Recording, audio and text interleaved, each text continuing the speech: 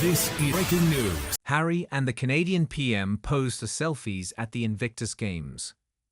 Canadian Prime Minister Justin Trudeau took a leaf out of Prince Harry's book as he posed for selfies during his first appearance at the Invictus Games.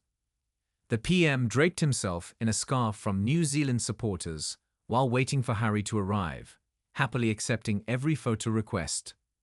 Despite his attire, he sat among a large contingent of friends and family of the Canadian team. When casually dressed Harry arrived, they embraced before settling down to watch the indoor rowing event. It was the final sport of the 2025 Games in Vancouver, before the closing ceremony featuring pop acts and the handover of the Invictus flag to representatives from the next host, the city of Birmingham. The indoor rowing featured the military veterans in a race against the clock to cover a 100 meters distance. The PM and Harry will both give speeches at the closing ceremony held at the Rogers Arena, home to the city's Canucks hockey team.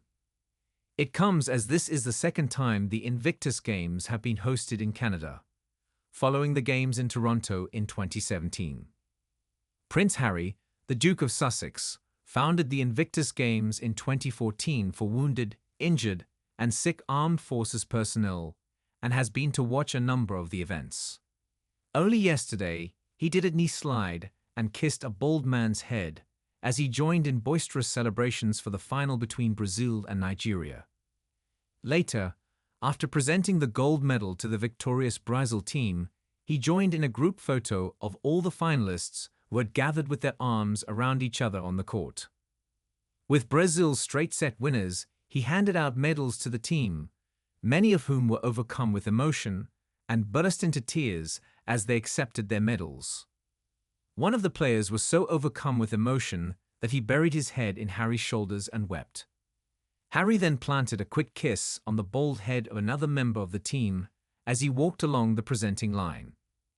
The festivities may be a welcome distraction from circumstances at home, where US President Donald Trump has said he remains committed to Prince Harry facing a criminal prosecution if found to have lied about his drugs use in his visa application.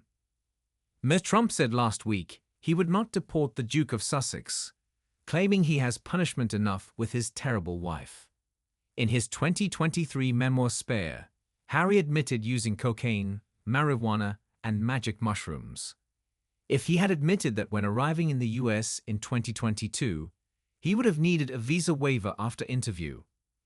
On Friday, he admitted he has therapy to help him cope with listening the stories of injured military veterans taking part in the Invictus Games. After hearing how a Canadian officer suffered from PTSD from stories of trauma and grief in Afghanistan, the Duke of Sussex said he too would have therapy to cope.